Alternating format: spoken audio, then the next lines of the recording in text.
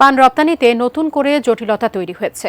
রপ্তানি পণ্যের ওপর বাড়তি টাকা আদায় সহ নানাভাবে হয়রানির শিকার হচ্ছেন রপ্তানিকারকরা। রপ্তানি বাজার নিয়ে সিন্ডিকেট করারও অভিযোগ উঠেছে। ফলে ঝুঁকি তৈরি হয়েছে পানসহ পুরো সবজি রপ্তানির বাজারের। বিষয়টি নিয়ে রপ্তানি উন্নয়ন ব্যুরোতে বসছে জরুরি বৈঠক। গোলাম কাদির রবু রিপোর্ট। বাংলাদেশ থেকে সবচেয়ে বেশি পান রপ্তানি হয় সৌদি আরবে। এর বাইরেও পানের একটি বড় বাজার ইউরোপের বিভিন্ন দেশও।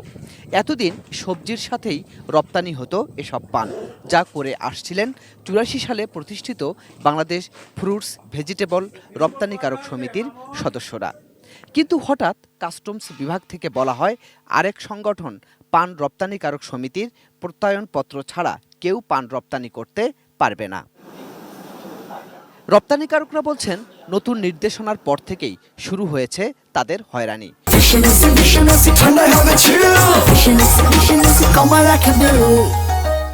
ওরা বলতেছে যে আমাদের ওই সমিতির মেম্বার হতে হবে, না হলে পান এক্সপোর্ট করা যাবে না।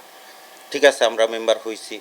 মেম্বার হওয়ার পরে তারা বলতেছে যে প্রতি কার্টনে আমাদের ১,৭০০ প্রতি কার্টনে দিতে হবে। আমরা যখন এটা দিতে অস্বীকৃতি জানাইছি, তখন দেখা যাচ্ছে ওরা লোকজন নিয়ে, বিভিন্ন বাইরের লোকজন নিয়ে মহড়া দিতেছে, ওখানে আমাদের হামলা করবে। তো আমরা এখন ভুক্তভোগী।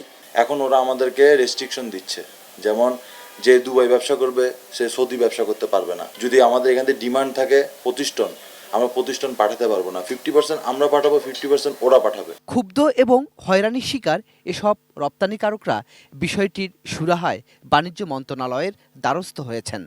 দাবি করছেন পান রপ্তানিকারক সমিতি ২০০২ সালে নিবন্ধন পেলেও পরে তা আদালতে বাতিল হয়।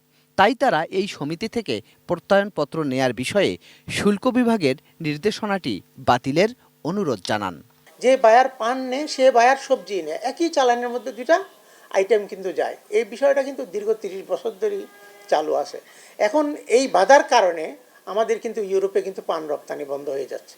পাশাপাশি যখনই পান রপ্তানি করতে পারতেছে না, সবজিটাও কিন্তু তারা তাদের বিদেশি ক্রেতা যারা তারা তাদের কিন্তু অর্ডার অন্য দেশে ডাইভার্ট করে দিচ্ছে।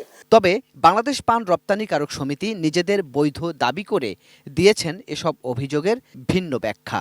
এটা ঠিক না, আমরা একটা সার্টিফিকেট দিই ওখানে, ওইটার জন্য ১,০০০ টাকা করে এটা করে ওই সব চেম্বারে নেয়। রপ্তানিকারকদের সাথে মিটিং করে সেটা সেটেল করা হয়েছে, কারণ এখানে আমাদের কিছু সার্ভিস দেওয়া লাগে। বাণিজ্য মন্ত্রণালয় বলছে এসব অভিযোগ খতিয়ে দেখে ব্যবস্থা নেওয়া হবে। যে এটা হওয়া উচিত, তাই না? একজন রপ্তানি করবে, তাকে তো আমরা বরং সহযোগিতা করব। পুরো বিষয়টা আমাদেরকে লিখিতভাবে জানাবে, তখন আমরা এটা করব।